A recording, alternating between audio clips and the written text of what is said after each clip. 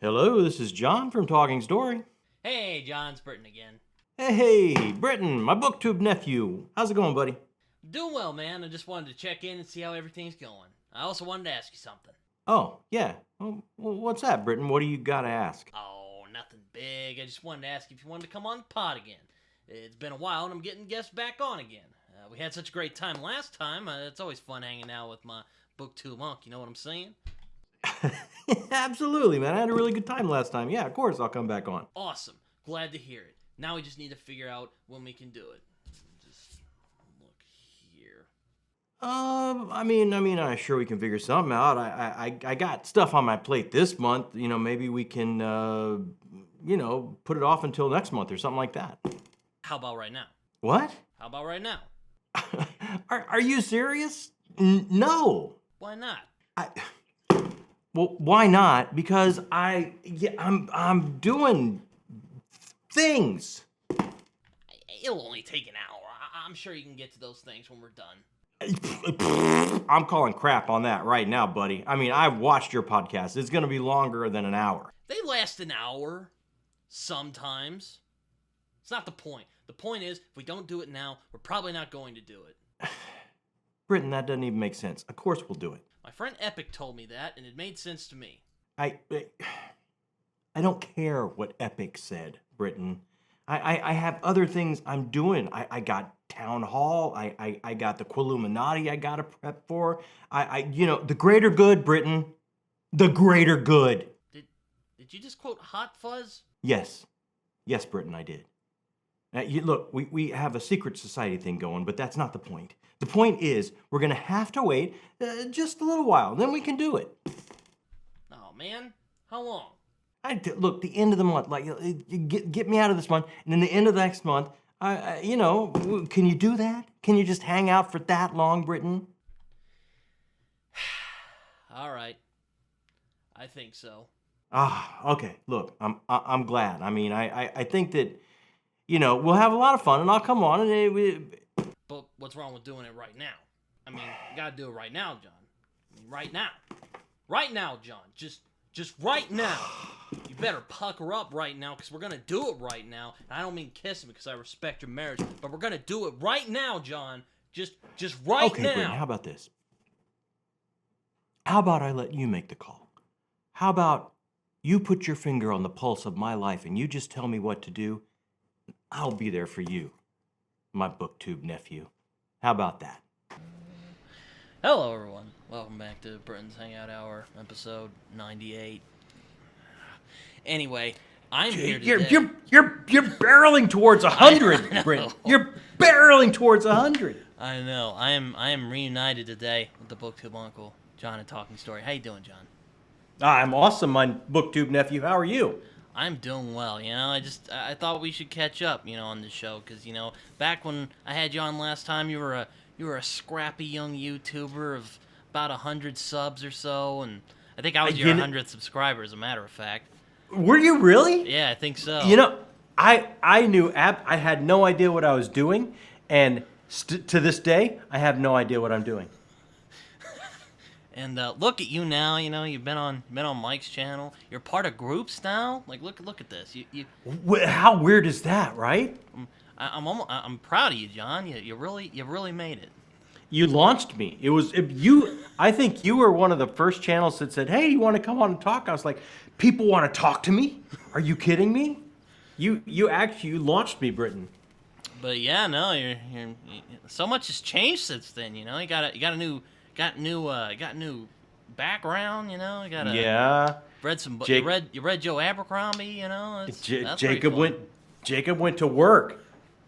He put shelves up and stuff. Got a skull. I mean, we did a. Yeah. I got shelf decorations. There's books. There's lights. Again, Jacob did everything. We did a Shakespeare talk, and we also. Oh yeah, that was fun. We also read What Moves the Dead together, so that was fun. And what Feasts at Night, I think is what's called. We read both of those. Which I was this is fine. With Lady D.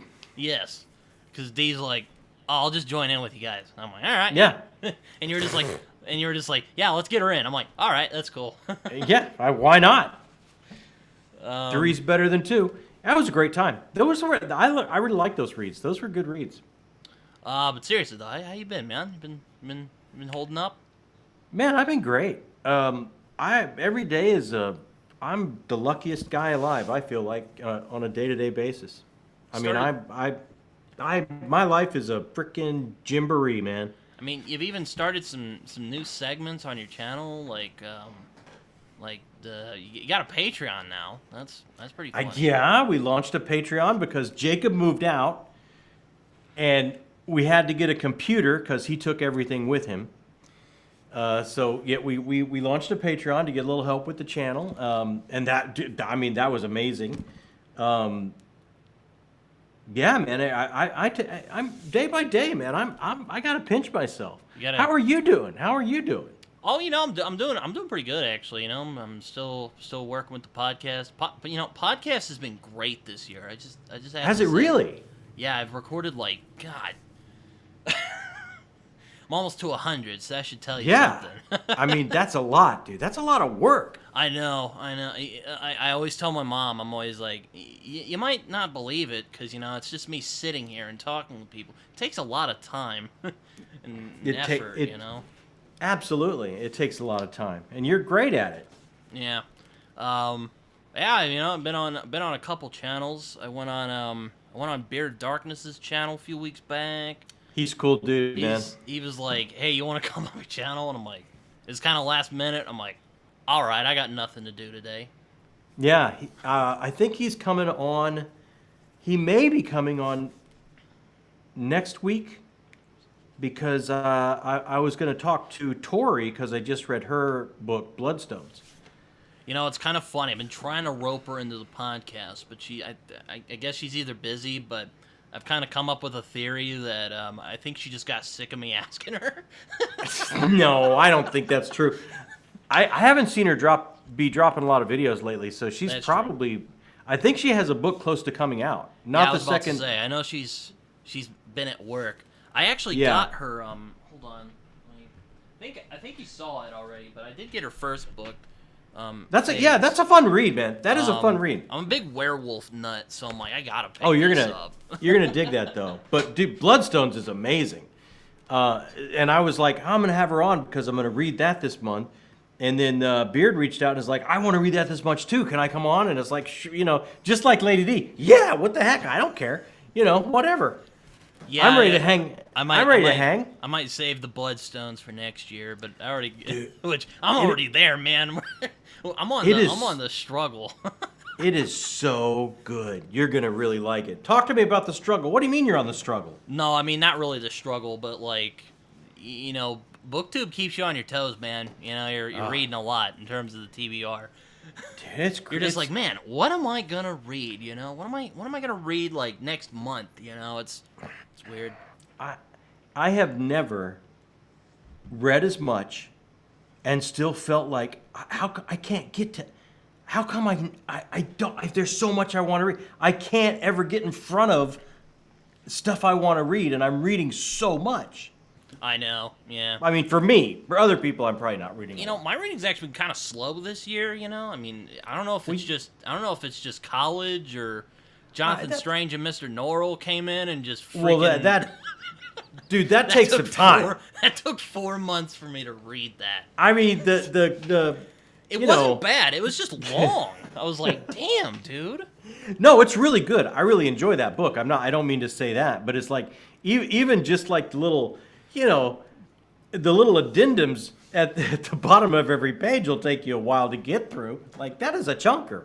Yeah, I'm actually thinking of because I got the TV show tie-in edition, and I actually want to watch the TV show soon. It's really good. It's on YouTube, so I gotta scope it out. I would actually recommend it. They did a really good job. I think it was like a co-production between the BBC and PBS, I think, if I remember correctly. I don't know, but like I like Eddie Marson, so I'm like, all right, let's do it. They really do a good job. I think Like, you'll be pleased. I imagine him as the character. All right, you know. Yeah. I've seen. Oh, a couple, he's so perfect. I've He is I've so seen a perfect. couple clips, and I don't know if it's just how I read it, but I imagine his voice is kind of more high pitched because like he's kind of because Norrell is kind of he's meant to be kind of a let's say self-indulgent individual. Yeah. Little twitchy. Yeah. Yeah. Yeah. So I read like, that. I'm like, oh my god. when you have it high pitched, do you perform? Do you read it out loud ever? Do you get passages? Do you get yourself sunk in by reading it out loud a little bit? Oh yeah, I do from time to time. If I'm really getting into a book, I will. Yeah. Yeah, you know, it's been a productive time on this channel. I also read Philip Chase's first two fantasy novels, which are really good. What'd you think? They're really good. Really, I'm hoping I to read really Return like- to Edan next month, so crossing my fingers. and that's there. like, you wonder right after 2, where is this going? I know exactly, right? I read book 2 and I'm like, all right. So I was like, all right, is he gonna like drag this out for another book, or is he really gonna end it here? He ends it. I'm like, He ends okay. it. Like where he is wraps gonna- up. I got really excited. I'm like, oh man, I can't wait to see what book 3 does, 'cause I don't know what he's gonna do. Oh, you're gonna enjoy it. You're really gonna enjoy it. I thought it was such a brave move because it's all about after, and I don't want to do spoilers for anyone that hadn't got to it because everyone absolutely should give it a try. But after the big buildup of 2 and the ending there, it's the power vacuum and the fallout of what's left and how that's going to get filled and all that kind of what's going on. It's really good. I think you're really going to enjoy it. Yeah, no, I've enjoyed them though. They're really good. Like they're not. I won't pretend that it's not like when I read Perdido Street Station or American Gods. I was like, whoa, this is this is the thing. But like, I really I liked it a lot. I mean, but Philip's a those are good 2 of writer. your all-time faves, right? Like Those are some of my favorites. Yeah, no, Yeah, I mean, that- but it's really that- good. I like it a lot. That's a high bar. That's a high bar you're setting, nephew. Yeah, probably. It probably is. But like, it's probably the like most Tolkien-esque fantasy I've read that doesn't Oh, feel yeah. derivative, at least to me.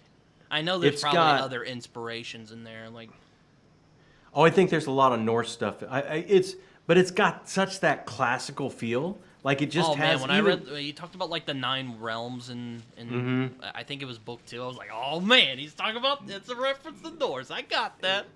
Yeah, great. yeah, and it's just such a love of storytelling, and but at the same time, it's got kind of he really walks that tightrope for me. It's got a modern sensibility to it, a lot of Eastern philosophy to it, which is kind of a different take on the Western European medieval kind of feel, and but at the same time, it feels classical. Like I think he does a great job of walking a tightrope. It's really good. Yeah, no, I have book 3, but I don't want to pull it out of my book pile on this couch over here. Do it. You know what? Fine. Yeah, I'll do it. It's a Is that the- boy.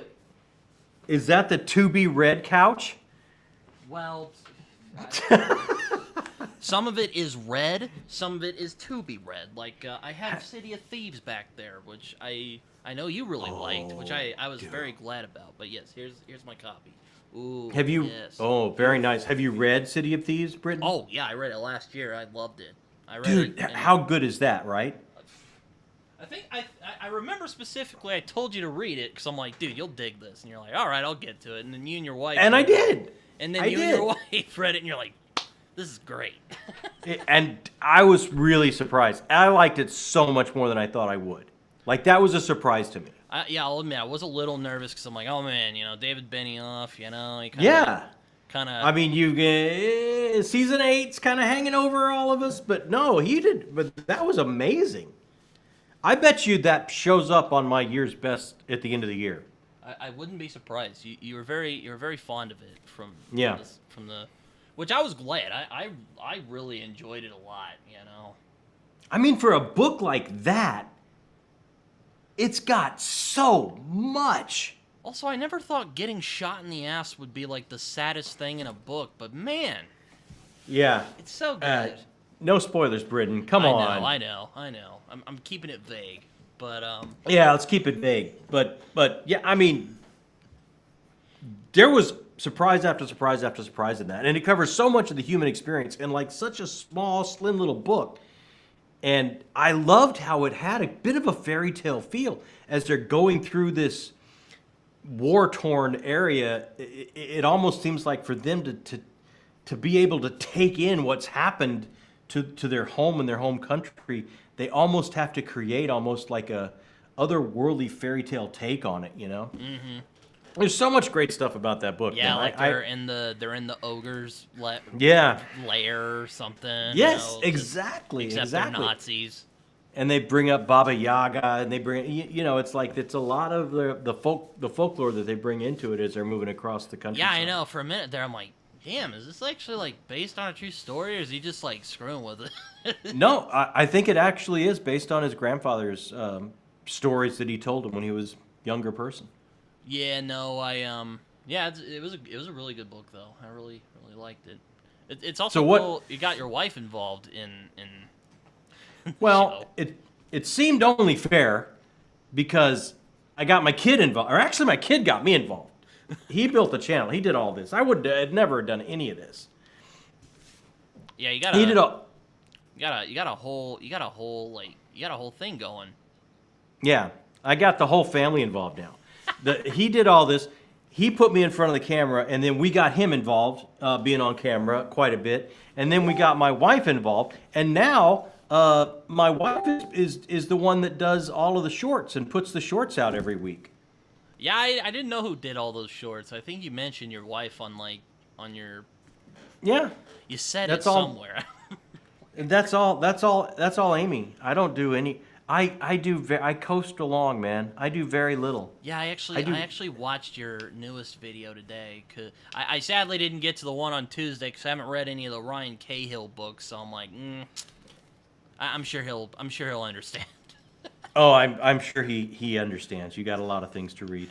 No, but I think his success is assured. yeah, you've really gotten out there, man. I was kind of surprised how like quickly you kind of. Though I guess I shouldn't. You have a very magnetic presence. I must say. It's extremely surprising for me. Like, I really, I thought I would, you know, I'll get some cool people to talk to books about, you know, and we'll build a little something, a little community that we get. I would have bet the house, everything I have or could possibly own, I would have bet that you would have told me however we've grown to at this point, I would have said you're crazy. I also will ask you real quick, since we talked about Joe R. Lansdale last time. Are you hoping to check out the Thicket movie when it comes out? Oh, absolutely. Have you read that book? Because I read it last year. I've read The Thicket. Yeah. Okay. I was like, it's kind of his take on. It's kind of the Lansdale take on True Grit, from what I. Yeah, I would say that's fair. Also, that's like absolutely Peter fair. Dinklage is in it. I'm like, all right. Come on. Perfect, How can you? Perfect casting. That's who I imagined when I read the book. How can you not watch? Yeah, no, I'll definitely watch that. I just ordered. It hadn't come in yet, but I just ordered his new Happen Leonard book is out. I think it's called. Cranks them out like it's going out of style, man. Yeah, I think the new one's called Sugar on the Bone or something close to that. Yeah, no, it was also pretty cool because I commented on Twitter and he actually responded to me. He was like, Oh, did he? Yeah, he was like, I'm like, this movie looks kind of serious compared to the book, and he's like, well, it's kind of serious when I wrote it, and I'm like, well, yeah, but like, I'm hoping there's like the Lansdale humor in it. Oh, he's always got the humor in there. Yeah, he gave me a like, so yeah. Yeah, I felt yeah. pretty good. He's man, he's cool. I've met him a couple times at cons and signings and stuff like that, and he is crazy cool guy. Like, he talks with just as many hysterically funny things that are in his book. Like, that's just the way he talks and tells a story if you're sitting watching him talk. Yeah, maybe someday if the stars are aligned, I'll get him on this show. He seems like he'd be fine doing a. I would think so. I've seen him do a couple of podcasts anyway. Yeah, I mean, I would think he'd be cool to hang out and talk with. Oh my God, he's hilarious, dude. You'll just listen to him talk for however long he'll give you. He's just one of those people that's born storyteller. Like, he just can't not spin a yarn every time he opens his mouth. He's amazing, absolutely amazing. We also commiserated because I'm sad that the Happen Leonard show got canceled. So, that was a good show, man. Like, it was so good. It was so good. Yeah. And they were doing actually a pretty good job of adapting it. Got me Like, to they read were the books. That was actually like my first like Lansdale exposure. And I'm like, I gotta check really? these books out. And yeah, because a friend of mine's like, yo, Happen Leonard, some good stuff. I'm like, all right, I'll check it out. So I'm always looking for like crime stuff to Oh, he does great crime stuff. Have you done Sunset and Sawdust? I don't believe I have. No. That's one of my faves. Also, I would apparently, another one of highly my recommend friends loves Cold in July. Well, the movie. I don't know if which is also based on a Lansdale property. So. Yeah, that Cold in July is a pretty vicious book. Yeah. Yeah, no, it's but I like Lansdale a lot. He's a lot of like, it's good palate cleanser to read. I think anyway. They're quick, they're short, they go right for the jugular a lot of the times. You'll be laughing at something, and then you realize what this amazingly dark thing you're laughing at. So they sneak up on you in such a great way. Always the characters. If I'm ever homesick for Texas, that's the book I pick up. That's the author I reach for. That's a good thing. Well, how are the Spurs doing? Because I know you like. Oh man, I'm excited. We had a great off season. I don't watch NBA, off-season. So I don't know. you need to come on board, Britton. This is going to be a good year. Even though I have a basketball team in my hometown. No, stop it. The Thunder? The Thunder, yeah. No, they're come on. They're actually bouncing back. Like I was watching a couple of their games last year. I'm like, hey, they're actually doing okay. I think like they're kind of they're a little bit ahead of us as far as rebuilding, but both of us, the Thunder and the Spurs, I think are probably just a certain number of years away from being like top contenders. Both of them, both teams, because they've rebuilt in amazing ways. The guy that is in charge of the Thunder was a very young executive with the Spurs. That's where he came from. So all the way to rebuild and how to do it, he took from the Spurs over to the Thunder.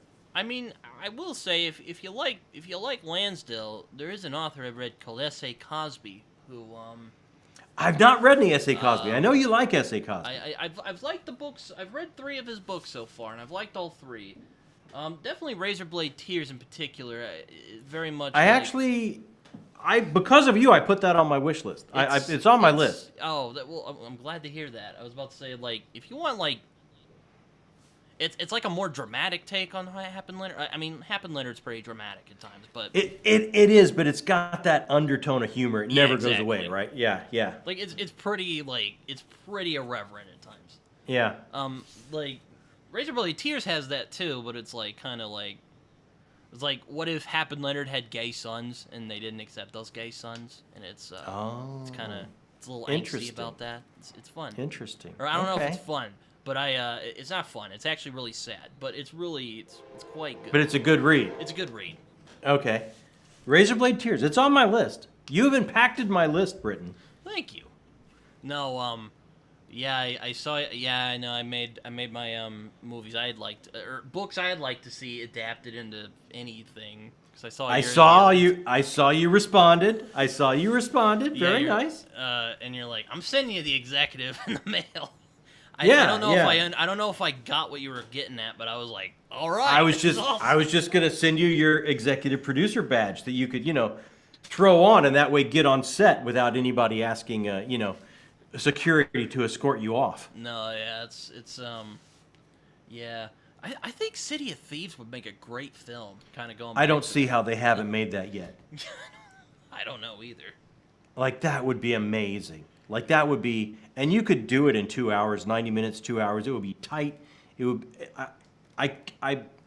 and he's a very successful script, like, you know, little shows like Game of Thrones and Three Body Problem. You know, it's not like he's a nobody in Hollywood. You would think he could maybe have a little cachet and get that made, but that would be a great flick. A great flick. Oh yeah, no, I'd watch it. You know.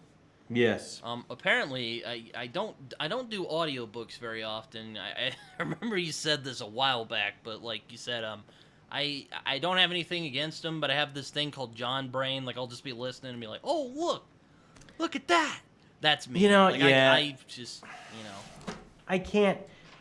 I get into a problem where I start thinking about the choices and decisions the narrator has made just as a performer, because I spent so many years like doing that kind of thing. So it's like, oh, I don't think I would have gone that direction with that character. I don't think I would have. That line reading could have been funny. I mean, it would have been interesting if you'd have gone a different way than the obvious choice. And then that's my thought process, and I realize I've missed the past 5 pages. No, you know? but going it's just in that hard non for me. sequitur, I'm getting back to the point. The City of Thieves is apparently done by Ron Perlman, so I was like, oh, that's interesting. Oh, I bet I have heard it's amazing, and I know there's some narrators that are just absolutely amazing. But I mean, for me, my reading time, when I sit and I read, I get to perform the characters. It's meditative to me. It's my own personal time. I kind of don't want anyone else's interpretation between me and that time, that meditative time that I get with a story. It's just it's just how I like to take it in.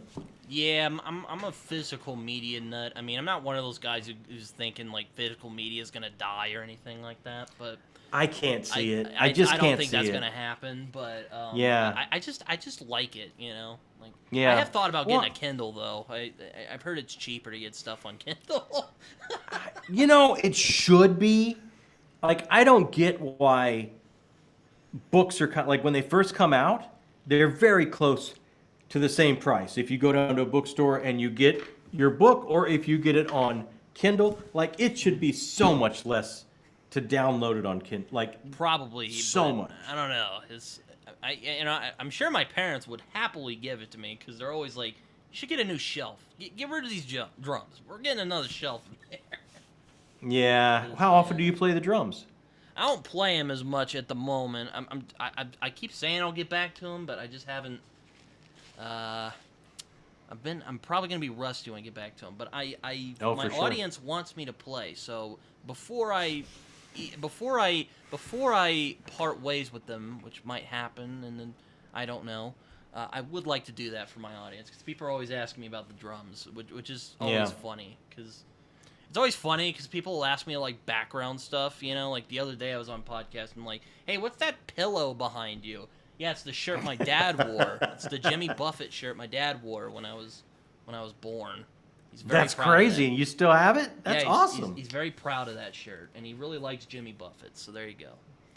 I got another shelf to put up too. I just have to put it together. Yeah, no. But yeah, you and I even got on your Patreon, and I saw that short movie you were telling me about. It was a lot of fun.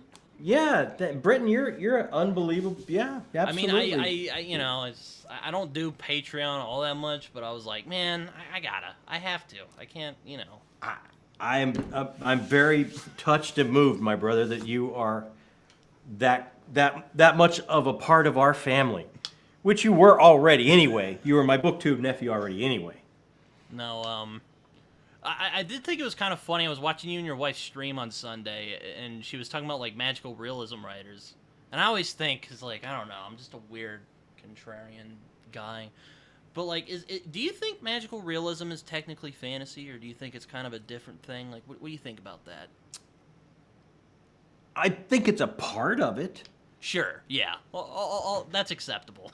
Yeah. I mean, I can't say it belongs on the fantasy shelves the way I would like to see so much, but sometimes I think, you know, people remove things and move them over to literary just because, you know, sales and trying to market things in certain ways. But I don't think I would be comfortable with all magical realism grouped over with fantasy, because so much of it is it's just that really hard dividing line, right, between reality and something that's unreal. And you always are asked, I'm always left questioning, is the unreal really there, or is it this character's skewed and That's fair, yeah. No, I bit mean, of reality that's seeing it that way? And then it's kind of funny because, like, you know, genre definitions are so flaky nowadays. Let me tell you, like, you could say American Gods is magical realism if you wanted to. I mean, you absolutely could. I mean, you really could. I mean, that one I feel comfortable about it being in the fantasy section because it's so much a part of the story. Or you could say it's urban fantasy. Or you could say, I'm afraid to read the Dresden Files because, like, I think American Gods has just ruined urban fantasy for me. I mean, that is kind of at a different place. No, I would like to read the Dresden Files. I mean, they're long, but I hear, like, they're mostly, like, you know, pretty quick reads and... Oh, they're so fast. Yeah. You'll blow through them, and, like, it's like a noir detective story. You'll blow through it in a matter of days, you know. It's like a quick whodunit. It gets good. I usually say it gets good right around Summer Night, which I think is book 4 or 5, somewhere in there. But are the first 3 books any good? 'Cause I don't want to... Yeah, okay, fine. The only, like, most of the criticism I've heard about it, aside from it's too long, is like it's a little male gazy at times, which I'm like, okay, yeah, you know, that's. I mean, that's absolutely a valid criticism of it, but I think he's trying to do such a love letter to the form of noir detective stories that it's somewhat hard to get away from that. Like, if you're really trying to do that classical, I mean, how every noir detective story starts with, she walked into my office, her legs went from the floor all the way up to, I mean, you know, it in its form, it's somewhat male gazy. Yeah, noir is a very male gazy genre. It is, and he tries to really stick with that. So he kind of really suffers the slings and arrows. Yeah. Yeah, it's interesting. I mean, you know, it's oh God. But yes, I'm not going to say it's not valid. It absolutely is a valid criticism. There have been times in the book like, I don't think you needed that right there. You could have just gone on with the story. No, yeah,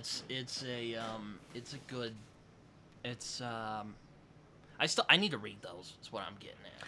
I think they're fun. I think once you get, it takes, you know, it took him 3 books or so to kind of find exactly what he was doing. Like, I'm thinking about reading Neverwhere from Gaiman at some point, but I'm like, man, am I just gonna think, man, it's gonna be this is diet, you know, American Gods, get out of here.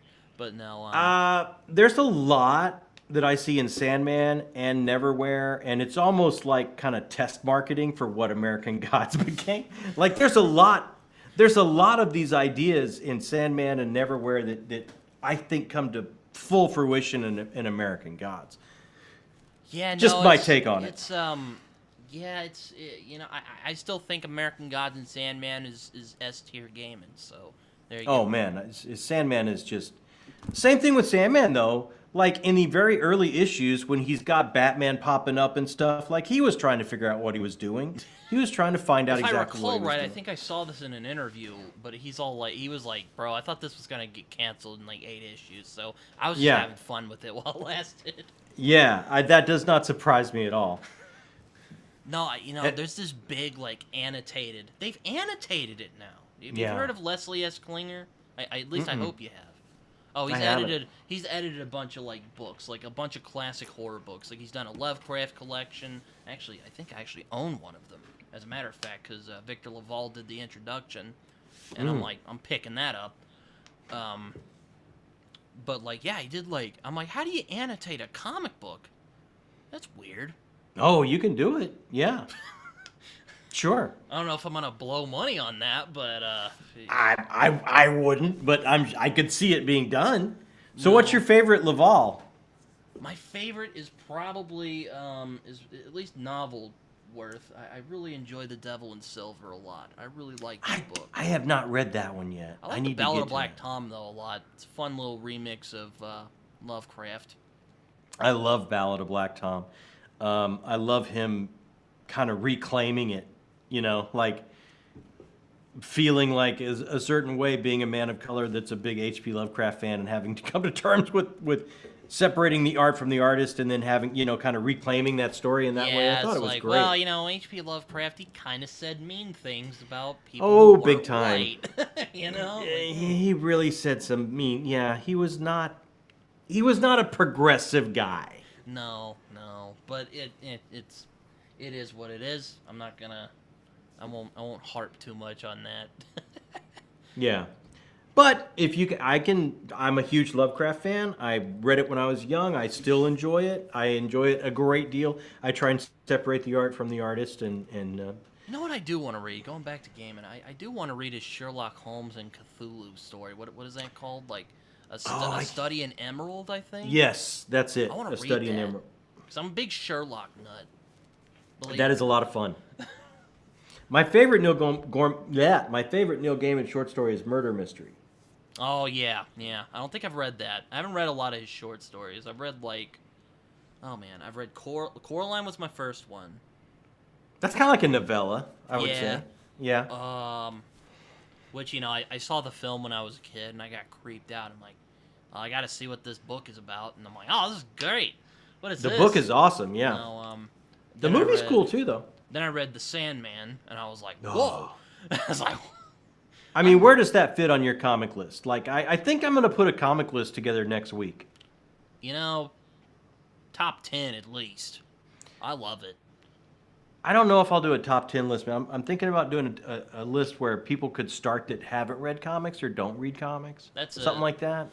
That's a good idea, but yeah, no, it's on there. It's definitely on there. It's S tier, man. It's top 10 it might be it's probably top 3. And then I get jealous. I'm like, man, how come the British people can write better comics than we can? This is ridiculous. Dude, it's crazy, right? Like Alan Moore, Neil Gaiman. Though, hey, there's some good American comics too. Some great Irish, Garth Ennis. Yeah. Ennis he just does his own thing. Dude, he's just a madman, dude. Like he is just out there. It's funny. I remember reading Preacher. I thought I was gonna hate Preacher. I'm like, this is gonna suck. I'm gonna hate this. And I read it. I'm like, this is really good. Yeah. Drat. I gotta read his stuff. Yeah. I read The Boys, which I have issues with it, but there's a lot of fun stuff in there. I read some of it. I didn't finish it. But I look. I've never picked up something from Ennis that I haven't enjoyed. That's true. Though I have to say, I think his Punisher Max is probably... I love Preacher a lot, but Punisher Max is like right above it. Just, I don't know. I'm a big Punisher nut. Come on, man. You give it up for Spacker Dave. Yeah. Oh my god. And he comes up with a lot of oddball characters in that one. I'm like, God, just give him the Punisher for the rest of his natural born life. I don't think they know what to do with the Punisher. They tried to make him a supernatural character. They've had him all over the board. Armor. They put him in the War Machine armor. I'm like, man. Yeah. Though Jason Aaron, I read his Punisher Max. It's actually it's really good. I really like it a lot. I haven't read that. The last Marvel thing I've been reading is the current run of Daredevil was not. Steve Dillon does the art, and well, you've read Preachers, or at least I hope you've read Preacher. So, oh yeah. A lot of his characters look the same. Right. His absolutely. art style's weird. I'm just like, what? Yeah. Well, I dig it. I thought it was perfect for Preacher, because I'm like, that's a weird out there series. Oh yeah, man, that is out there.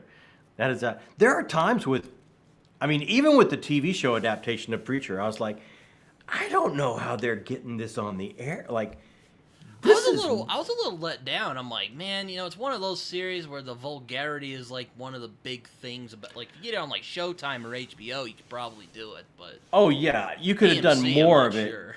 But even what they did, like there is some stuff that's like that's really subversive for something that's not a paid subscription service, Though what is it? Seth Rogen and Evan Goldberg. I'll Yeah. admit, I'm not a fan of everything they do, though I do love. I still have a unabashed love for Superbad. That's great. I adore what that about, movie. I mean, what about The Boys? What about The Boys? Come on. I haven't seen the 4th season yet, but Oh my God. but it's- but it's great. I really and Yeah. they did Invincible. That's great too. I haven't seen the latest. I think I need part 2 of the latest season of that. I watched part 1, but I need to get to part 2. You know, it's what's kind of sad is I had a planned. I was gonna talk about Invincible with my buddy Joe Byrne and another friend of mine who's English who absolutely adores the series. Didn't get around to it. No. It was so sad. Joe even reread the series for it. I'm like, dude, I'm so sorry. Oh, and then you didn't put it together? Poor Joe. We need to. I still need to do that because I have Yeah. it there. I love the comics so much. It's What about did you watch part 2 of this latest season? yeah, I finally did. I got up to it, and man, they I don't want to sound like this is a bad thing, but they put so much stuff in there. I'm like, man, this is Really? crazy. I can't wait to see what they do in season 3. Okay, all right. 'Cause- I got to get to it. I hear the new Batman series on Prime is really good too. Yeah, I need to catch that. Bro, I've been busy with reading, man, and like my video games. I've been bad at keeping up with movies and television. Me too. I saw I Deadpool Wolverine a few weeks ago, and I was like, went too. I left the Fortress of Solitude. Actually went to the theater. Okay. It was fun seeing Hugh and Ryan together, but like, all right. It was. you know. It was fun. I mean, it was like a fun buddy road movie. kinda, yeah, and like, I don't want to go into that. It was kind of like a to quote Roger Ebert of all people, it was a carnival ride of a movie. Yeah, I would go with that. Absolutely. So yeah, we'll stop there. I don't know if it leaves you with anything. Like when you leave it, it's a good time. It wasn't like it's not like an end game where you're just like, man, Yeah. that was so great, Endgame, and though. satisfying. That was such that. I think that's where I think they've suffered after that because it was so satisfying. Like it was just like that's a bow in every sense of the word on this package. You know, And now I'm one of those guys. I'm like, man, I grew up with that, and now it's kind of. I haven't watched a lot of Marvel stuff because I've been. There'll be something else. There'll be something else. I am looking forward to the only thing I'm really looking forward to MCU wise is Fantastic Four because I have a soft spot in my heart for Fantastic Four. I mean, that has a chance to be really good. I'm excited for I'm a DC guy. I've always loved DC, so I'm Are excited you looking to see forward what to the new Superman movie? I want to see what James Gunn does, man. I'm pretty excited about it. I mean, if it were me, I would have just rebooted the whole thing. But I'm not. I don't run the damn thing. So. We're not in charge, Britton. There's days I wish I was. I'd be like, get your act in order, and we're gonna. And it's kind of because like MCU is kind of in a weird spot right now. It's like, come on, guys. Yeah, Make but it they happen. got RDJ coming back. He's gonna set everything straight again. And the Russo brothers. I don't know what I think about Robert Downey Jr. as Doom. I'm like, can't just get like don't know, Mads man. Mikkelsen or something. Like, I don't know. I don't know. nah. I'll probably go see it. Yes, no, that's the thing about superheroes. We're always going back. No, yeah, I can't quit. I can't quit superheroes. Yeah, no, is that why you struggle with the boys? Because like Garth Ennis is kind of, I don't want to say he hates superheroes, but he's kind of mad on superheroes. I mean, no, I like kind of what he was doing. I think I think the form can take any amount of stretching. I did think the comic at least was a little excessive at points. I was like, I damn. mean that's Garth. He's pretty excessive, That's but true. I don't.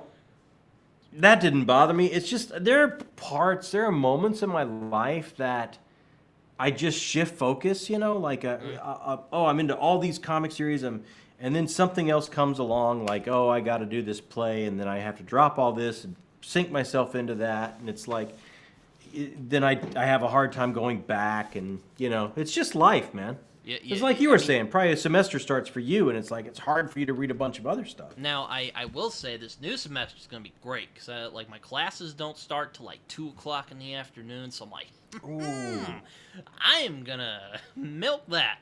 That is I nice. contacted Philip Chase. I'm like, Prophet of Edan, let's do it at 11, because he's an early bird. And I'm like, nice. Right. That is nice, yeah. Yeah, no, it's, yeah, because I'm like, hey, Philip, you want to do Prophet of Edan? I don't mean to bug you while you're out traveling and stuff. And yeah, dude, he just went. He's a beautiful man. He was very patient with my. He's just a pretty individual, isn't he? Yes, he is. He's got to have a painting in his basement that looks horrible. No, I'm like, I was shocked when I learned he was 50. I'm like, I thought you were in like your 40s at least, like. I didn't know how old he was, but he's kept himself up very well. Tennis. Maybe I should. Is that what it is? Maybe I shouldn't have quit tennis when I was like. That's it, Britton. That was it. That was between you and state-of-the-art Britton. You should have never quit tennis. Yeah, because, like, my dad, or my parents were, I remember when I was younger, they tried to, like, get me into doing stuff like swimming laps. I hated doing that. Tennis. I had fun. I was just being lazy. I didn't want to get up in the morning and go do it. I'm like, man, this is my summer vacation. I don't want to do tennis. But tennis is actually fun. Summer vacations were so good. No, yeah, I took a class this June called Media Law, which was something. I was like, oh man, it was stressful, man. It was 4 weeks of just pure like keeping you on your toes. It was like that does not sound fun. I mean, it was an interesting class. We talked about a lot of interesting stuff, but like, man, the workload was crazy. Yeah.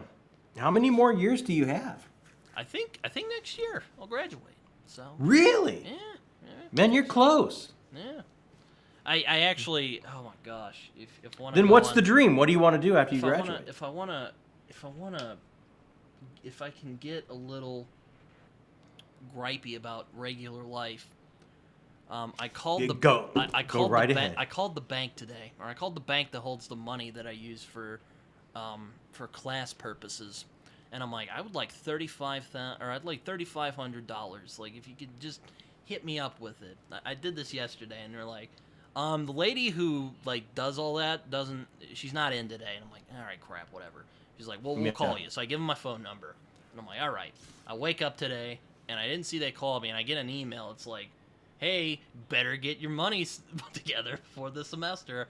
I'm like, crap. So I call her, and then the lady who was supposed to do that, she's the financial advisor, she has a family emergency today. I'm like, come on, man. Life, man. That's life, Britton. I know. So, okay. So, when you graduate, what's the dream? What do you want to do? You want to write? I would like to write. I have a book that I wrote. I just need to edit it some more, and then I'll have to figure out what I'm going to do with it. Because self-pub, man. Self-pub's been tempting me.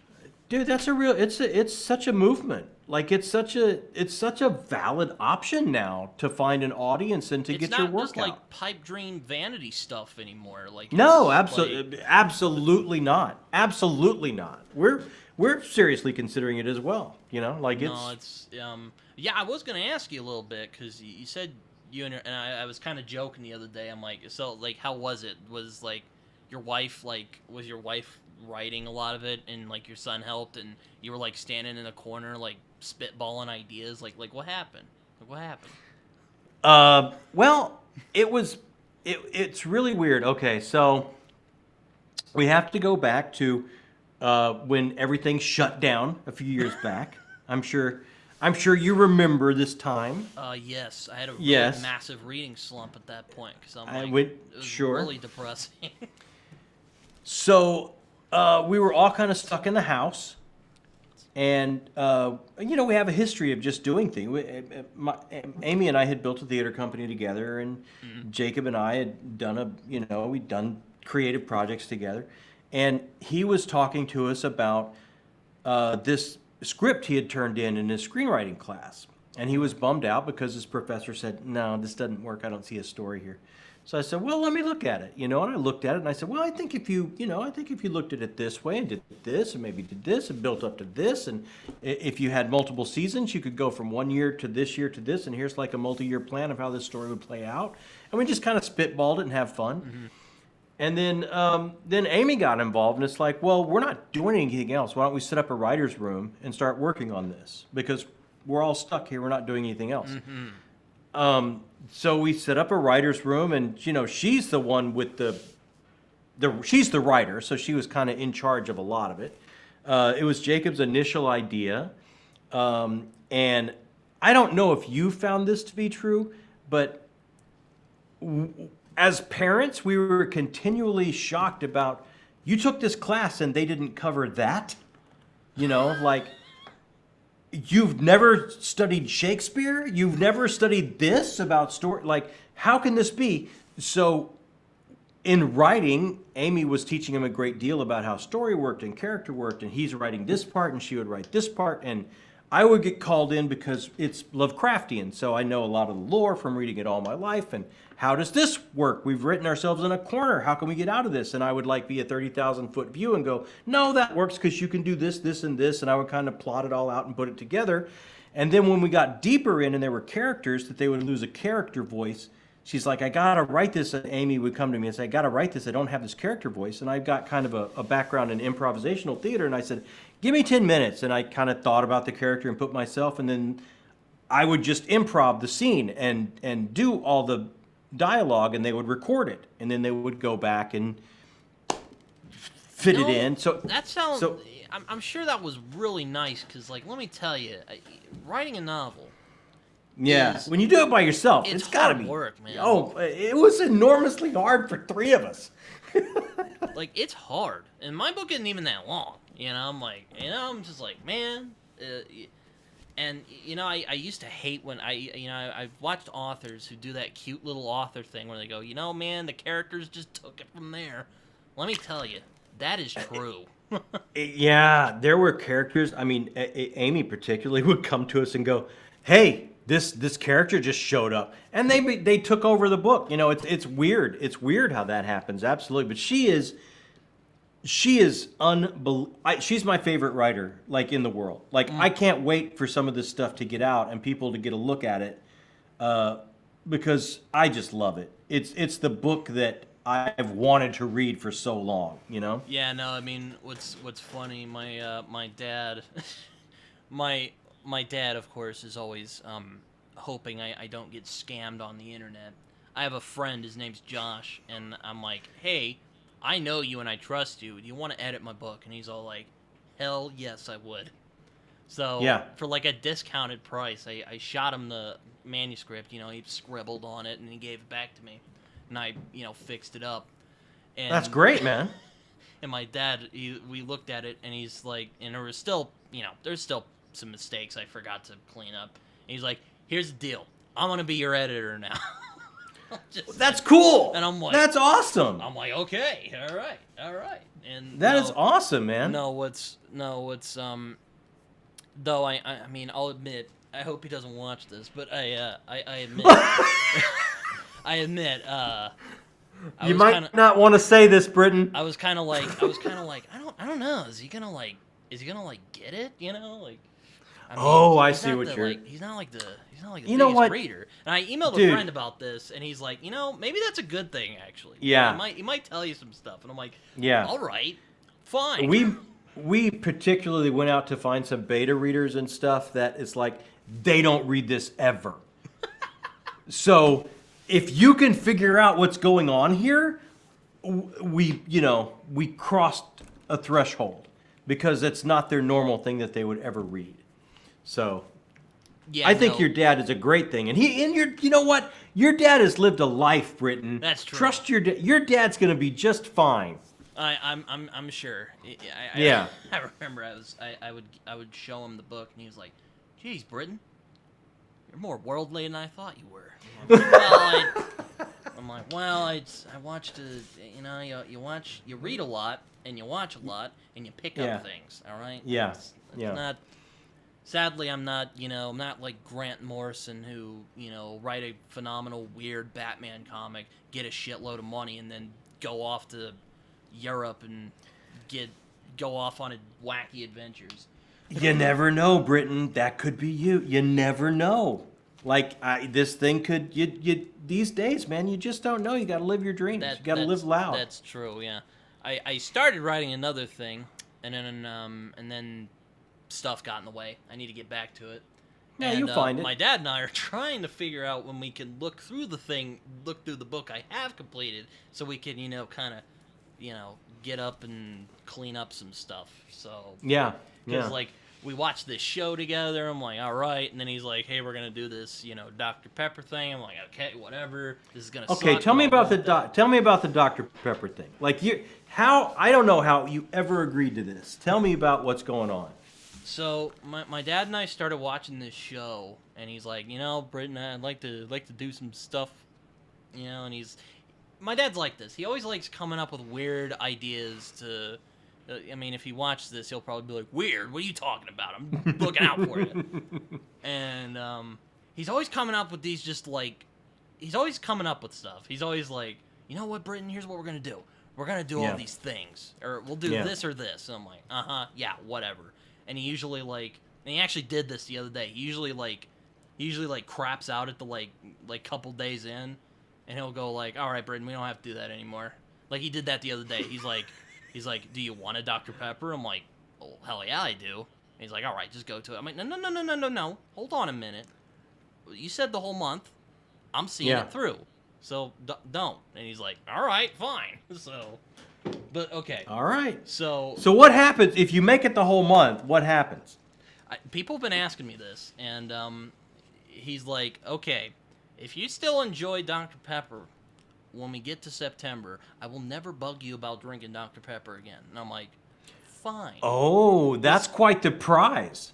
Which, it's not really, I don't know if, and also he likes to be like, he's like, bro, you could get, diabetes. I'm like, I hope not, but, 20 years maybe if I do. Or maybe 40. Well, I don't know how much Dr. Pepper you drink. That's do true. you drink diet or you drink the regular unleaded Dr. Pepper? I usually drink the regular, but he's trying to get me to try Dr. Pepper Zero, so we'll see how well that goes. That's really good. I've drank diet Dr. Pepper. It's too sweet. Dude, which DDP I know is kind of hilarious because Dr. Pepper's pretty Yeah. sweet on its own, but it's too sweet. I don't like. DDP is pretty good for a diet soda, though. Yeah, no, I like. I'm one of those people who like Diet Coke, so It's all right. It's all right. Yeah. No, but It's no diet Dr. Pepper. Yeah, that's the thing. And I'm like, yeah, all right. And so yeah, we're doing that, and we'll see how. Well, you're getting close. You're halfway, right? You're halfway through the month. Yeah, actually, no, and also Oklahoma sports is coming on soon, so I do a podcast with my dad about that because I'm like, I want to. You're like me and Jacob. Yeah, exactly. Yeah. Though I do most of the electronic stuff, and Well, that's what Jacob does. he's more of a sports nerd than I am. So I'm like, you go look up the sports stuff, and then I'll do the electronic stuff. And he's like, fine by me. Yeah, you can't beat that. It gets it's crickets on my channel, but it's fun to do. Yeah.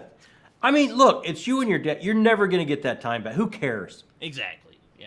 Who cares? I've also been trying to catch up with comics recently. I started 100 Bullets the other day. Oh, that's a good one. Yeah, it's pretty good. I'm liking it. I'll admit some of the ghettos, or well, maybe not don't cancel me.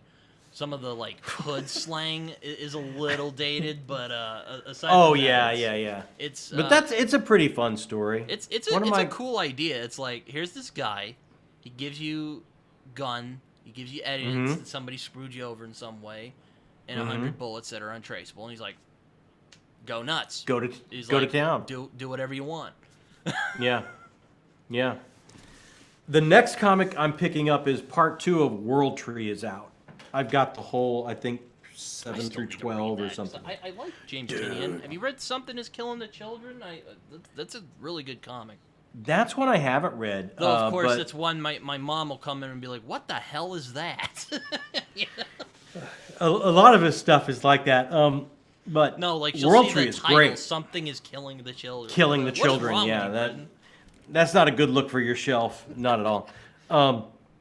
But yeah, World Tree's great. Nice House by the Lake is great. Like I'm digging a lot of what Tinian's doing here lately. So that's probably the next comic I pick up. Yeah, I remember him back when he was like with Scott Snyder, and like he would do like the Yeah. backups for like Scott Snyder. I really like Scott Snyder a lot. Yeah. Oh, dude, that was I loved Scott Snyder, and then I liked Tom King after that, and then I think Tinian took over Batman at that point, and I kind of stepped back because I don't know if you find. For me, I find this. It's like comics are so repetitive. Like you start to see the same stories kind of looping through again and again. If you back up for a good while and then come back to it, it's fun again. Yeah, I mean that's with a lot of genres, man. Like, you know, Yeah. you know, it's like you'll get burnt. Like that's why I try to what's the word?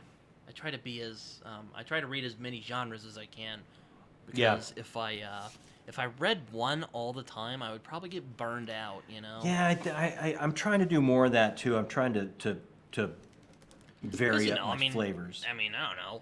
I mean, Jimmy from Fantasy Nutwork's doing it, and he seems to be doing okay. Oh yeah, Jimmy's the best, man. Yeah, it's hard to reach him though, man. I'm trying to. Oh, I don't even I've never even tried. I don't know if he has though, information on his channel or not. Though, I mean, he's on like Discord, and we follow each other on Discord, okay. so I'm like, that's how I've contacted him in the past. But anyway, you know, going back to like you've been like blowing up. You know, you gone on like Philip's show and chatting with Nuts. That must have been pretty cool. You know, look, it's weird because I see channels that are like they go from like 0 to 30,000. Like that's not happening. You know, it's like for me, I'm shocked of where how it's grown. I would have never guessed this would have happened in a million years.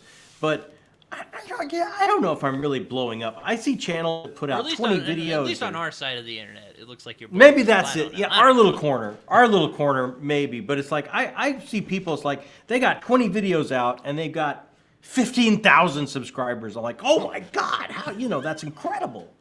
That's amazing. Like I have no idea what I have, but it's nowhere near that. No, it's yeah. Like I would think that you made it if you're on Chatting with Nuts. At least I think so. I felt like I mean, it's like Mike had me come on even on Mike's show. Like if yeah, I'm on talking about nothing, I've made yeah, it. You know? That's exactly it. I told him it's like this is my Bull Durham moment because I feel like I got called up to the show, So I get to hang out on talking about nothing with you. I feel this is like my full-on Bull Durham moment. So, yeah, isn't that the Kevin Costner movie? Yeah, you never seen that? I don't think I have. No, I'd have. A bunch of they're a bunch of minor leaguers, and it's like if they go up to the major leagues, they call it. Oh, you got to the show. You got pulled up to the show. Yeah, in the my show. Dad is, my parents. The show, the ball fields look like cathedrals. That kind of thing. I'm still shocked I haven't seen The Natural, and I'm shocked too. Oh, Britton, that's a great movie. Because I like Robert Redford. I love Robert Redford. Especially when you put him with Paul Newman. You got magic there. The Sting. You've seen The Sting. You've seen Butch Cassidy. I've seen Butch Cassidy. I haven't seen The Sting. I want. Oh, you've never seen The Sting? I want to. Oh, so good. Like you need to tonight. You need to see The Sting. I know, but it's like I've been really bad at keeping up with movies. Like I said, Donald Sutherland died earlier this year, and I have Clute over here, and I haven't freaking watched Clute yet. I want to watch. Clute's a great flick too.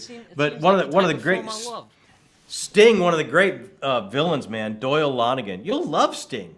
I'm telling you, you're gonna love that movie. I mean, I'll admit I haven't seen Butch Cassidy in a very long time. I watched it when I was a kid with my parents, and I bet I've seen that movie 20 times. I want to see it again. Yeah. But I remember the ending, and and I remember that Paul Newman and Robert Redford are like, you get them together, it's magical. So good. So good. I mean, those they're movie stars. Oh, They don't, they're not movie stars like that anymore. no. They were cut from a different cloth. I mean, in my opinion. I mean, I'll admit, I love The Winter Soldier, and a little part of that is because Robert Redford's in it. He's like, Yeah. yes. Yeah. Like, I mean, great. but I get maybe Harrison Ford. Like, there's a lot. I think we're on the cusp of losing like that last class of like real movie stars. Yeah, maybe I don't Tom know. Cruise. Maybe just be my age talking. Dude, Tom Cruise is 60. I don't know how old Tom Cruise is, but he doesn't look it. But he's up there. Bro, I watched it. I don't know if you watched the Olympics, but everyone was all like, oh man, he showed up at the Olympics the other day. And I watched a bit of the clip. I'm like, that was okay. He was like roped down and he, read the thing. I'm like, okay. Amy sent me a picture, and it's like, oh man, his cheeks are looking. That's a lot of filler. Like he's had some work done. Like you don't look that good with no work. Like he's. It's weird seeing him smile because I always think of what Christian Bale said like in an interview once because he was talking about American Psycho and he's like, I was inspired with my smile by Tom Cruise because like when he smiles like it doesn't reach his eyes like there's nothing there's dead behind it. Yeah. And I'm like damn, you should get. I mean, I love Collateral. They should get more villain roles for Tom. He's pretty good at them. Christian Bale, like that's kind of the new movie star, right? Like it's a character actor. I mean, Christian Bale's he's different in every role. He's not a movie star. He's a character actor, but he can still have his name above the title and carry a project. It's really changed, man. For sure, yeah. No, it's yeah. I mean, I get like God, who's up there? Like, I mean, Glenn In these Powell, days? maybe. Like, I don't know. I mean, Clooney, Brad Pitt. That's true. Yeah. These guys are generally Clooney and Brad Pitt. I mean, I think George Clooney can act because like there's some of these people. Who I'm not act saying like that. they- Look, I'm like- not saying they can't act. I'm not saying they can't act, but they're. I would say the furthest Clooney's ever got from Clooney it would be like Brother, Where Art Thou? Oh, I remember watching that when I was a kid, and I just didn't get it because I don't know if it was just like it was too adult for me or something, but it was just like Dude. it was weird. That's good stuff, man. I love the Coen brothers. I'm a big Coen brothers nut. Same. I mean, hell, going back to Joe Lansdale, get someone to do a Lansdale property. I mean, get the Coen brothers to do it. Get the Coen brothers. I mean, I've been a Coen brothers fan all the way back to Raising Arizona. I mean, that movie was huge for me. Oh yeah, I actually like that in terms of their comedies, even better than The Big Lebowski. I know that might shock some people. I like The Big Lebowski a lot. Like, it's I did too. I love Big Lebowski, but God, come on, Raising Arizona's that's a classic movie. I don't know. I like the weird. Nicolas Cage is in it, and he's doing his weird. It was before he went in his weird Nicolas Cage direction. Yeah, no, he was. H.I. McDonough. He was fully committed into that character. He wasn't doing any strange Nicolas Cage things that he's known for. Like he was completely subsumed in that character. Holly Hunter was in it. John Goodman was in it. Like that, it was awesome. That movie's awesome.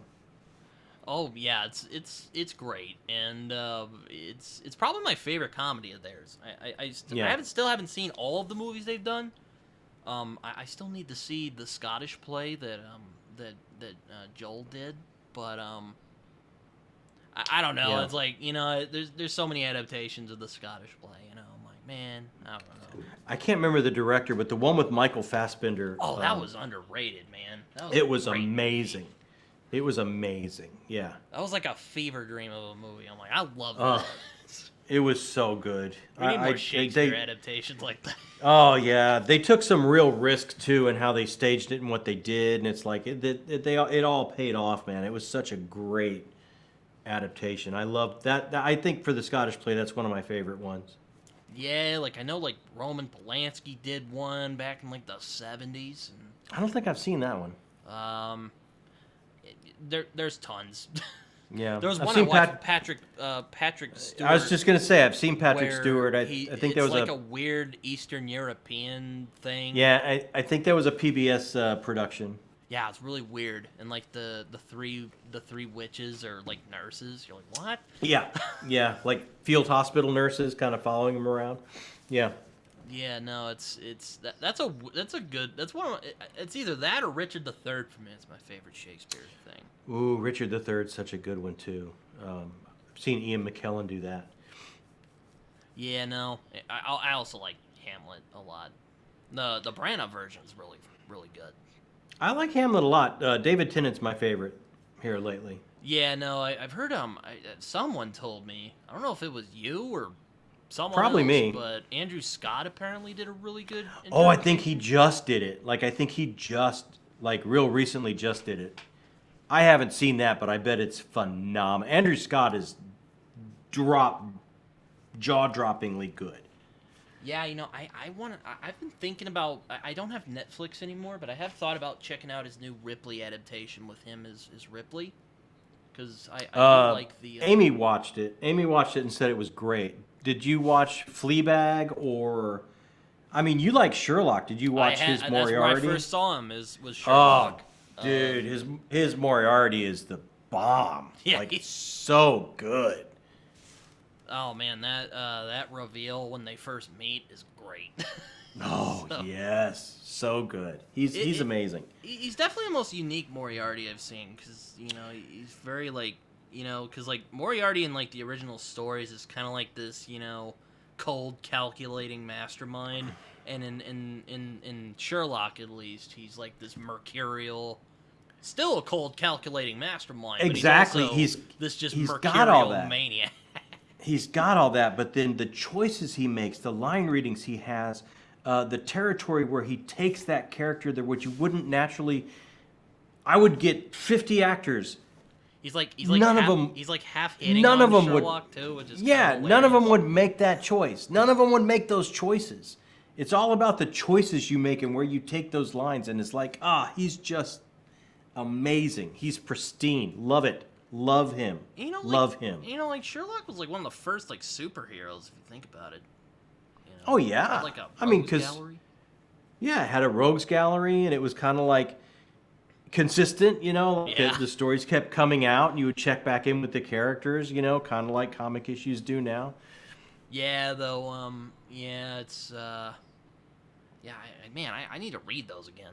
I remember I enjoyed them when I was a kid. So there you go. I think I haven't read those since high school.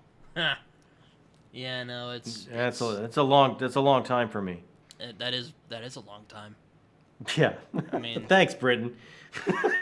you're graying, so I imagine it's. Oh, dude, it was a long time. It was a long time. Like I'll tell you the year I graduated high school. That'll let you know how long ago it was. All right, maybe you can tell me in like a text message afterward. No, I'll tell you if you want to. I graduated high school in 1984. Oh, that was when that's when my aunt graduated. So Yeah. you're my aunt's age. Yep. Well, wait, were you born in 65 or 66? Yep. 65. All right, because like my aunt was born at the tail end of 65. So yeah, my birthday is next month. Oh, yeah, very nice. I'm sad to say this as your BookTube nephew, but I forgot when your birthday was. I'm like, is it August or September? You're completely forgiven. It's next month. You're very generous man.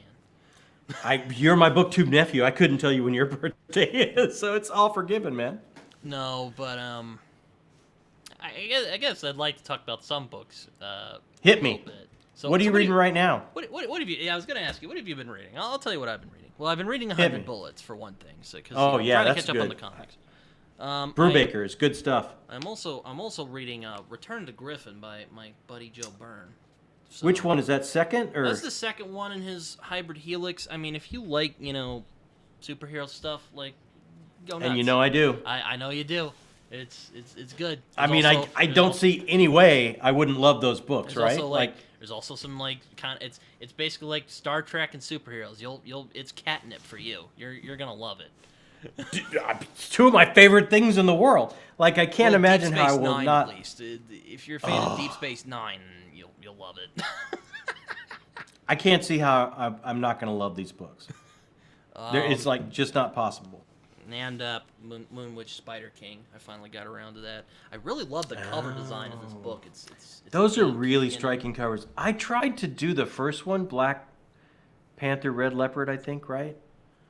Black Leopard, Red Wolf. I got it right up. Black Leopard, Red Wolf. Yeah, this one is more accessible in terms of like. Man, that first one, I could not get in. It's kind of interesting because that book just throws a bunch of stuff at you at once, and you're like, whoa, that's what people say about Malazan. Oh, I'm actually gonna read Malazan next year, and I got a little thing cooking up for it. This is the first time I'm mentioning it, but I got a little thing I want to cook up for it because, like, let me tell you, I love poking the Malazan fans, so it's gonna be fun. I can't wait. I plan on starting it. I plan on starting it next year too. I'm not gonna say I'm gonna stick to a schedule. Oh, I'm the same way. Yeah. But because people always say it's like give yourself plenty of time, give yourself, downtime between, and so it's like I'm not gonna say I'm gonna do one every other month or something like that. But I'm definitely starting. Like I'm gonna start probably February. I'll read Gardens of the Moon. Yeah. I mean, you also read Annihilation, which I have right here because my friend Jason gave me, and I'll admit they came out with the 10th anniversary editions, and they look fine. But I love the cover. I love the design of these. I do too. I love those. I got the second one right behind me. Oh man, I want to get to. Let me tell you, I don't know which one is my favorite out of that series. I like Annihilation a lot, but Authority is just great. Is that the second one? Yeah, it's the second one. Yeah, that's the second one. So So you like the second one? I hear mixed things. Oh man! Let me tell you, I don't get spooked by a book. I don't. Oh really? I don't I don't know about you, but when I read a book, even if it's like Stephen King or Edgar Allan Poe or I don't usually jump in my seat. No, it would take a lot to really. I can get kind of creeped out. Authority will creep. Okay, really? Got me to jump. There is a moment in there I was like, oh, get out of town. You actually had a physical reaction. Yeah, I was like, whoa. Yeah, and I was like, oh, Jesus Christ. Oh man, you're making me pick this up way quicker. No, but yeah. I thought you would like them because it's oh come on, so it's Lovecraftian. It's Lovecraftian. Yeah. Like, so there's 3, right? There's 3 of them. Yep, there's 3. Let me get them because again I like showing them off because I own them. And then we got the prequel coming. I think pretty quick, here. Right? Yeah. We got Authority. Very nice. We got Acceptance. Acceptance. And then what's the new one? The prequel coming out? Like Absolution or something. I'm not sure. But I'm gonna pick it up because I love Vandermeer, but I don't know. I'm like, it kind of ended on a pretty good place. Really, this was my first. Well, this is a prequel, so he's not messing with the ending. That's true. Yeah, but I'm like, but I talked with a friend of mine who's a big fan. I'm like, well, I mean, if it's bad, which I don't think it will be, I trust Vandermeer. But what else have you read of his? Have you done like the Ambergris trilogy or anything else? I have not. I want to. I want to see what it is. Though I'm kind of. I'll admit I'm a little nervous. It might be like Diet Bazlag or something. Like it might. I might go like, oh man, it's too much like Bazlag. Yeah. Yeah. I mean, this is the only thing I've read of his, and I was really struck by it. But I have read Born from him, which I absolutely love. So really? Yes. Okay. So he's batting pretty high for you. Which I have to say, I will say is a bit more accessible of his work. Might be the most accessible because it's very familiar. Really? Yeah. Is that a standalone? Well, it's part of it is a standalone. I'll just say it that. There is a follow-up called Dead Astronauts, but it doesn't. I haven't read it. But you don't need it. You don't need it, no. Okay. All right. Gotcha. All right. Born. It's kind of. I've heard that Dead Astronauts is pretty out there, so it's kind of funny because Bourne's like one of his more accessible ones. Well, I'd say Annihilation's pretty accessible too. I mean, yeah, I didn't think it's not. It doesn't have concepts that make it hard to follow. For me, anyway. Maybe some people would find it that way. Yeah, no. Though sometimes it was a little hard to picture like some of this. Though that's probably the point. I don't think you're supposed to know what the crawler looks like. No, I think everyone kind of gets their own picture. It's alien and otherworldly to the point where And I'm like, he's doing that Lovecraftian thing where it's like, oh, it's so weird and strange. I can't describe it in mere words. I can't describe. Yeah, yeah, that's good stuff, man. No, Have you read Lovecraft? Oh yeah, I have. Yeah, I like the color. I'm a bit mixed on him. There's some of his, like for instance, let me back up. I do like some of his stuff, but I do think his prose style's a little over the top. But Well, it's kind of a double-edged sword, because on the one hand, you're like, yeah, it is. It kind of works because he's trying to create this weird vibe. But at the same time, it's a little like, okay, you could have cut out a couple words here, but. Oh, I'm sure. Yeah, I would. Color I Out would of go with Space that. a lot. Color Out of Space is great. That is a good one. Yeah. Like I like Dunwich Horror as well. I like Dunwich Horror a lot. I like Mountains of Madness. I like Music of Eric Zahn. I like Rats in the Walls. I like The Outsider. He's got a lot that I think that really worked. Like that. He's got a lot that I would say that worked. This is kind of an obscure pick, but I kind of like his Dreamland stuff.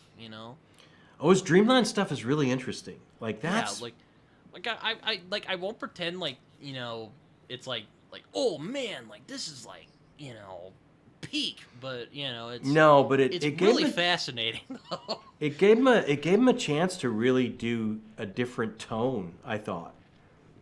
Yeah, and it's weird, and it's just like it's weird. it's like, it's not him doing like Cthulhu. It's just kind of like, here's this weird. It's one of those, I call it like a vibes story or something like that. No, it's very vibey. Yeah.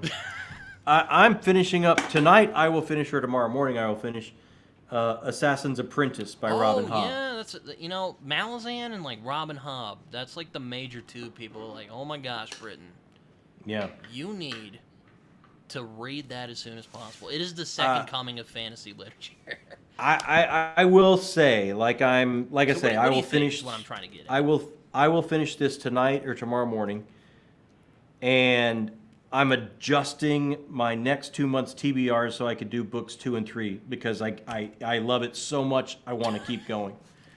All right. Well, you heard. Like this was the Patreon read. This is what won the Patreon vote.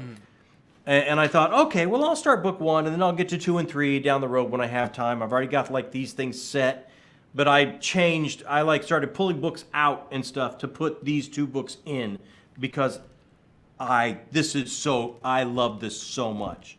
I want to finish the first trilogy.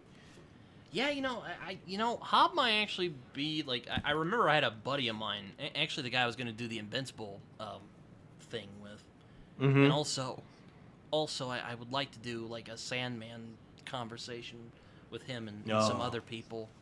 I'll see if I can get you involved because I know you love the Sandman a lot. Dude, I'll bring down all my absolute editions. I'll get you in on it. But what was I saying? Oh yeah, he was telling me about Robin Hobb. He's like, she's really good. She kind of moseys a bit, and then she'll give you like a great ending. Yeah. And repeat. And I'm like, oh, man, okay, yeah. So, we'll see. I don't find, and I've heard her described as a slow burn, or like she'll mosey, I don't mind moseying. It's fine. I think it's, like I say, I'm 1 book in. But for me, the pace is perfect. I got Joe Abercrombie. Perfect. A lot of the Blade itself is like them just getting together. So, like. Yeah. In a way, I'm not going to say it's hard to compare the two, but I could find comparisons between the two because... Oh, I wasn't trying to compare them. I'm just saying, like, I don't... No, but I would, because both of them deal so much... If you think about the geography of the book, there's world building, and you get to see... But so much of where they are, or the world building, is completely secondary to the characters that are in that world. Like, if it was a play, it's a very stripped-down representational set, and everything is the actors. Everything is the characters. The geography of this book is the internal workings of these characters. Mm-hmm. That's what she spends the time examining and explaining and describing. And there's a bit of world building before each chapter. You get a little bit of like a lore kind of thing. And then that's enough. The rest of the time, it's completely and entirely character focused. So the pace moving a little bit slower, the pace moving it kind of like an actual pace of life, works perfectly. I find it just amazing so far. Yeah, all right. You know, it's so you've been converted to the Hobb train. Look, I'm gonna finish this first trilogy, but I'm pretty sure this is making my best of list. Like I feel that strongly about it. Did you get that from like a used bookstore? It looks kind of like an older copy. This is the other amazing part of this read, and I covered this. I guess I covered this in a book haul. And he in a letter he sent me, a lovely letter he sent me, asked to remain anonymous. So I'm just putting out very vague parts of his story where these books came from. But this is from a United States serviceman whose favorite trilogy is this trilogy, and he had these paperbacks that went with him to Afghanistan, Iraq, all over. These have traveled all over the place with him because this is his favorite trilogy, and he was pretty badly injured and came back stateside and is rehabbing and kind of found BookTube and found my channel while he was rehabbing and really liked my channel. And he said, I'm sending you these 3 books. These are my favorites that have been all over the world with me as a service person, and I want you to have them.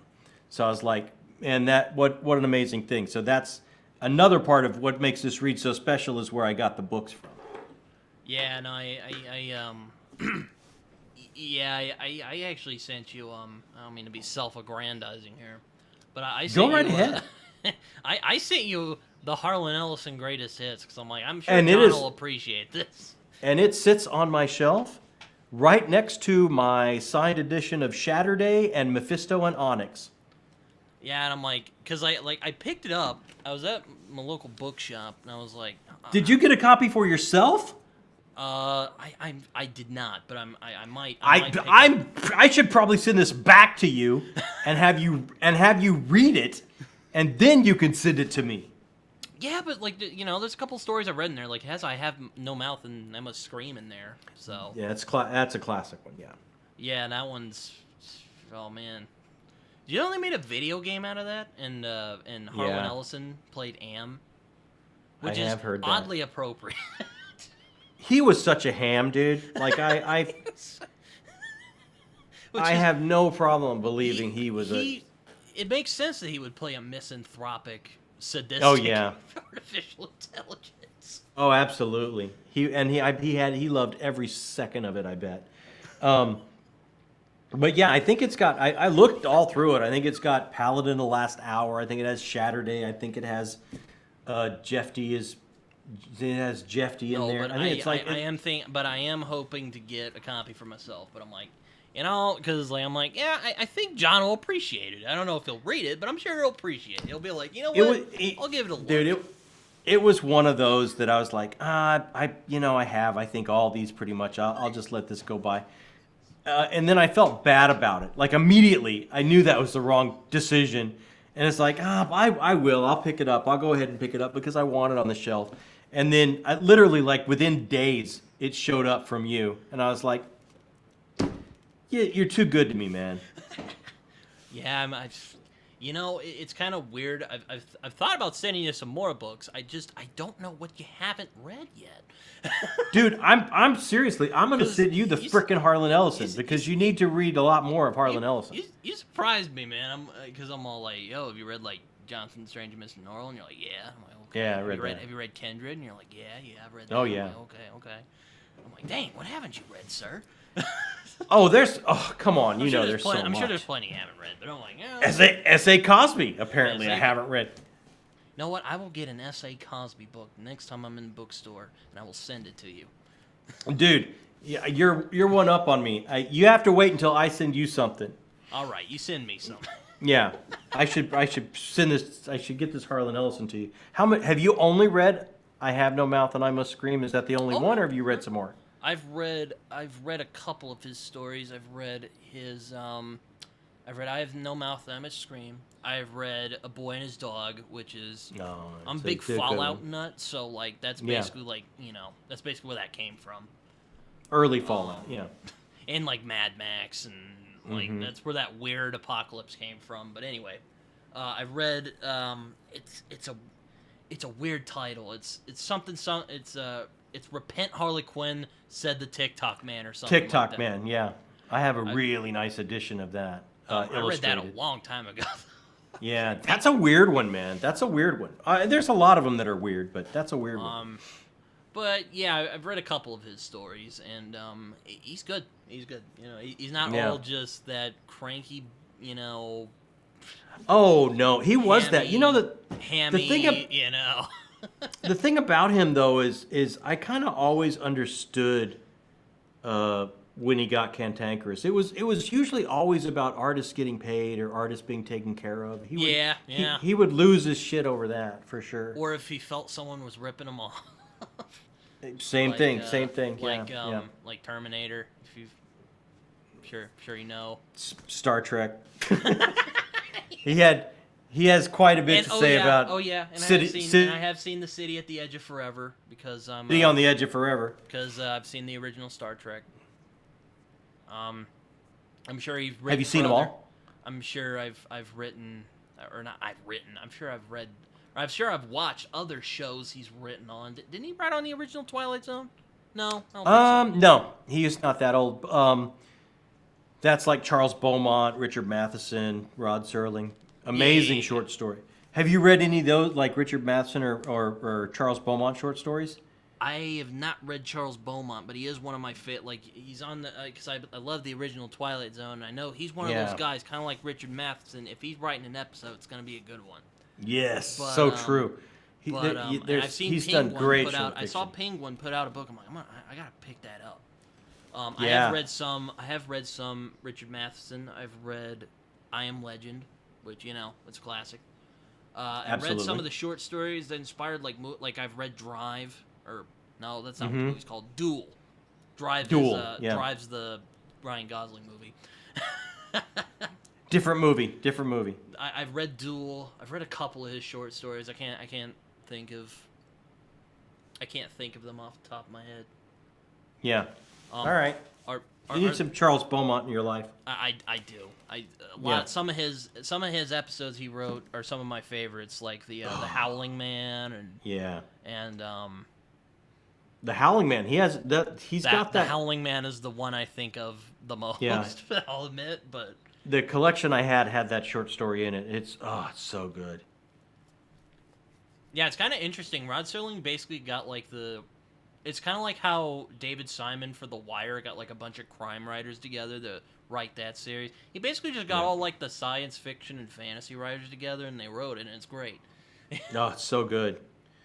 So good. I haven't seen any of those in forever. Like they used to be on reruns all the time. Oh, I watched it on Netflix, so for some reason it didn't have the entire 4th season on it. I was like, what? Why? But I digress.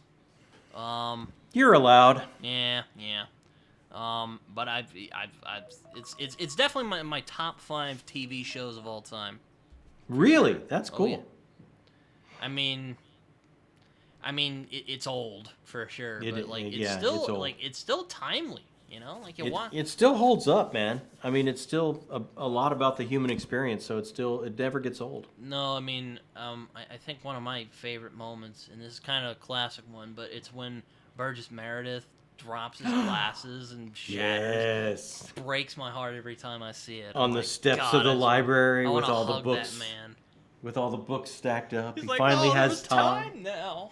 There was time. Oh man, I want to give that man a hug. No, he needs it. He needs it. Oh no, it's a good series.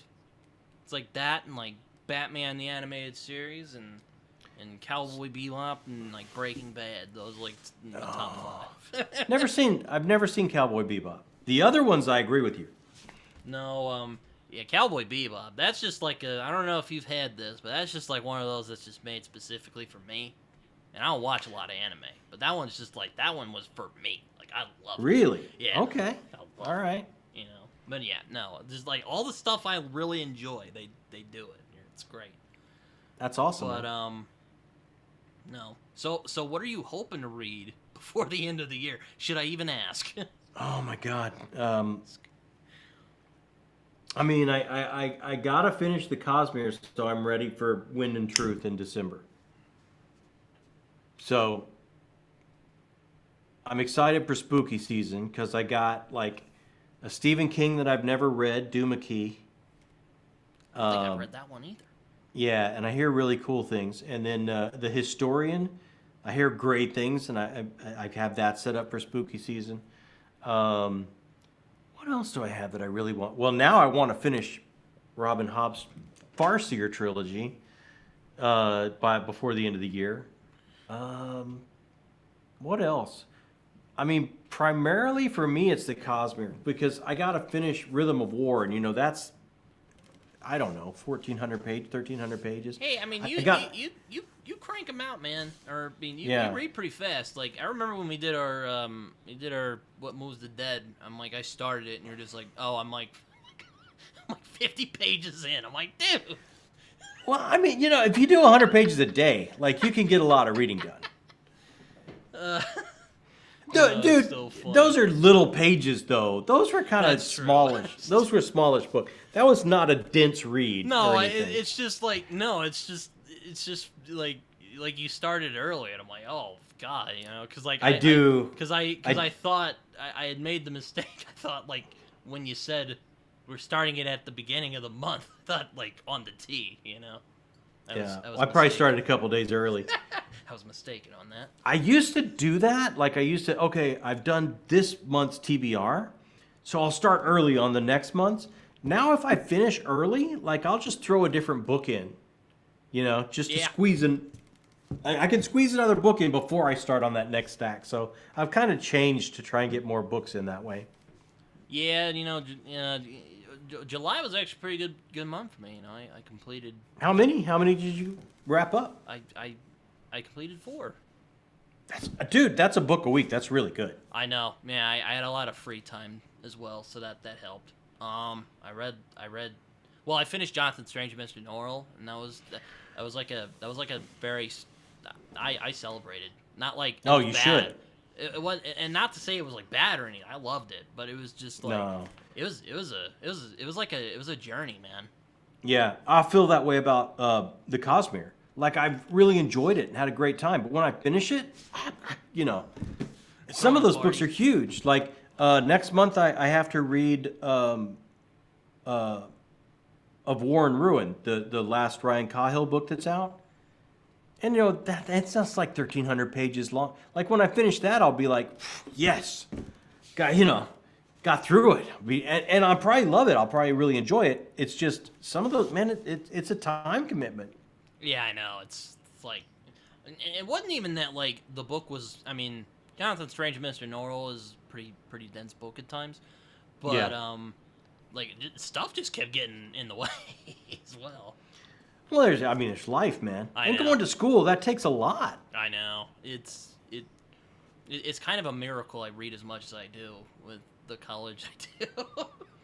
I think you do an amazing thing, man. I really do. The way you run your channel, as confident as you are in interviews and talking to everybody while you're going to school, is like it's humbling to me. There's been no way at your age I could have done anything like that. Oh, yeah, and I mean, I'm not trying to get brownie points here, but I am using your bookmark that you gave me, so there you go. That's brownie points, and you have the T-shirt on. I did. Yeah, I put it on for today. I thought it'd be fun. Dude, I appreciate every bit of it.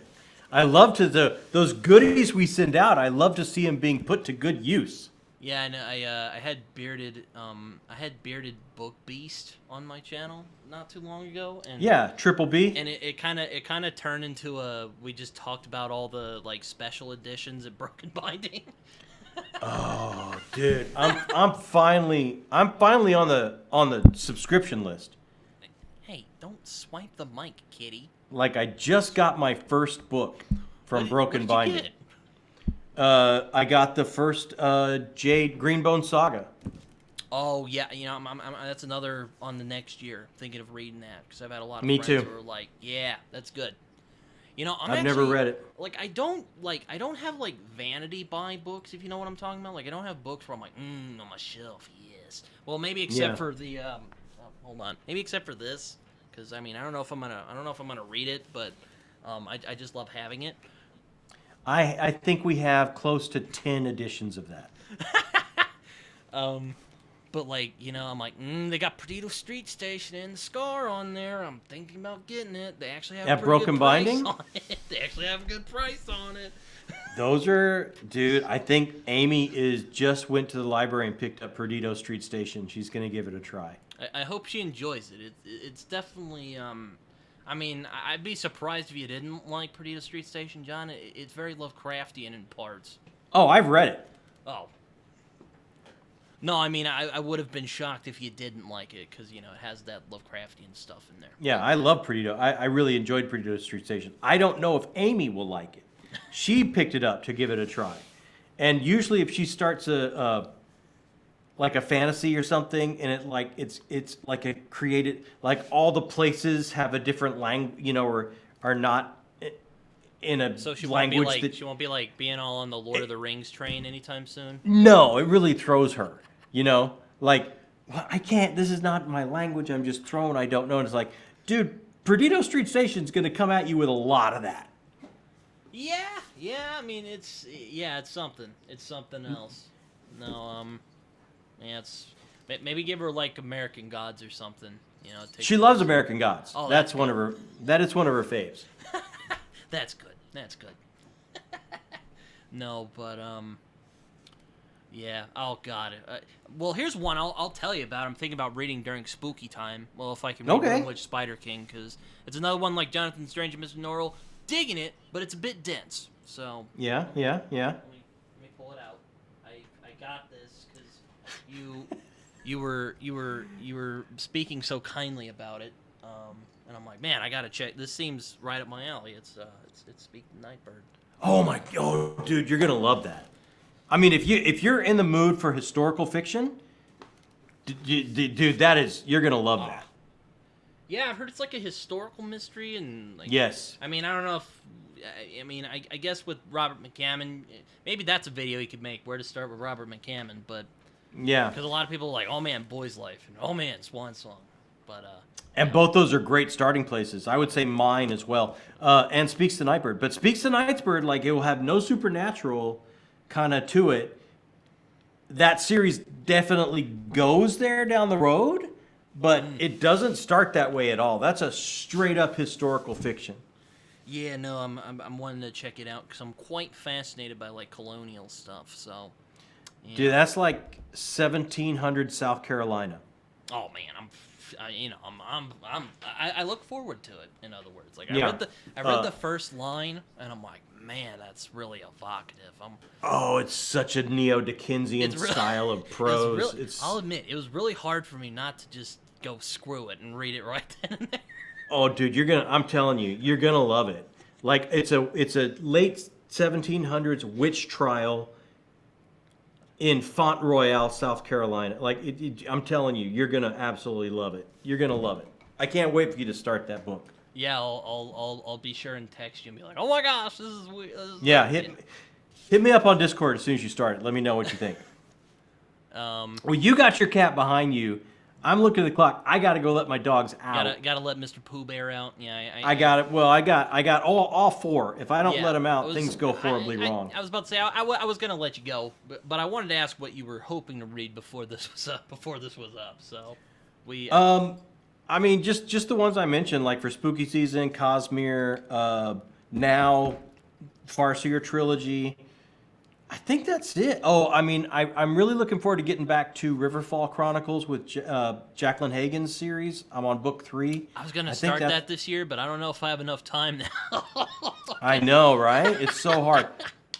I think I got that coming maybe next month. I really want to get back to Michael R. Miller's Dragon Rider fantasy, the Songs of Chaos series. And I got to do that because I think I'm going to talk to him. I think he's going to be at Dragonsteel with me in December.